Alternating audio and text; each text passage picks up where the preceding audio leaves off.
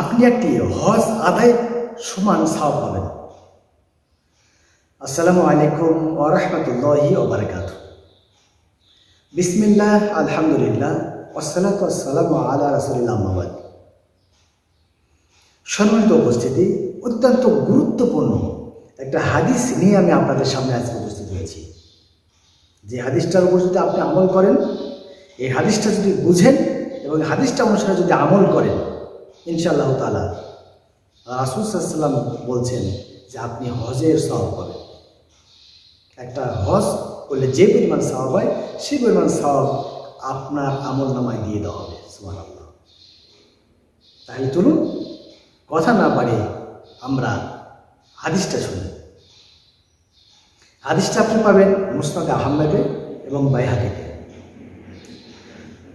রাসূলুল্লাহ সাল্লাল্লাহু আলাইহি সাল্লাম বলেন, যে ব্যক্তি জামাতের উদ্দেশ্যে পায়ে হেঁটে মসজিদে গেল এবং সালাত আদায় করলো, তার আমলনামাতে একটি কবুল হজের সওয়াব দেওয়া হবে। সুবহানাল্লাহি ওয়া বিহামদিহি, সুবহানাল্লাহ।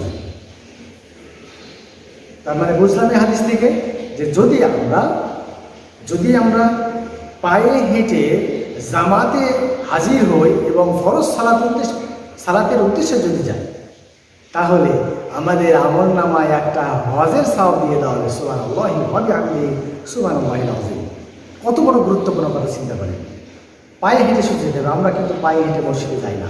অনেকে দেখা যায় যার যার অনুসারে সেভাবে যাই, কিন্তু রাসূল বলছেন ওযু করে পায়ে হেঁটে যেতে হবে। যদি ওযু করে পায়ে হেঁটে ফরজ সালাত আদায়ের উদ্দেশ্যে জামাতে হাজির হন, তাহলে আপনার আমল নামাতে কিন্তু একটা হজের সওয়াব দেওয়া হবে। তাহলে যদি নফল আদায় করেন পায়ে হেঁটে গিয়ে, রাসূল সাল্লাল্লাহু আলাইহি সাল্লাম বলেন, যদি কোনো ব্যক্তি পায়ে হেঁটে মসজিদে গেল এবং নফল সালাত আদায় করল, তাকে একটা নফল হজ আদায় করলে যেরকম সওয়াব হয়, সেই রকম সওয়াব তার আমল নামায় দিয়ে দেওয়া হবে।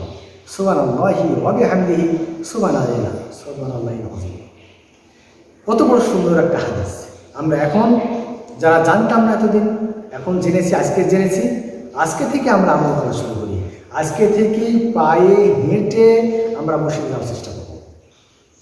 আল্লাহ রাব্বুল আলামিন আমাদের সবাইকে পায়ে হেঁটে মসজিদে যাওয়া তৌফিক দান করুন এবং আমাদেরকে যে হজের সওয়াব, রাসূল সাল্লাল্লাহু আলাইহি ওয়াসাল্লাম যে কথাটা বলেছেন হজের সওয়াব হবে, এই হজের সওয়াব নেওয়ার তৌফিক দান করুন। ওয়া আখিরু দাওয়ানা আলহামদুলিল্লাহি রাব্বিল আলামিন। আসসালামু আলাইকুম ওয়া রাহমাতুল্লাহি ওয়া বারাকাতুহু।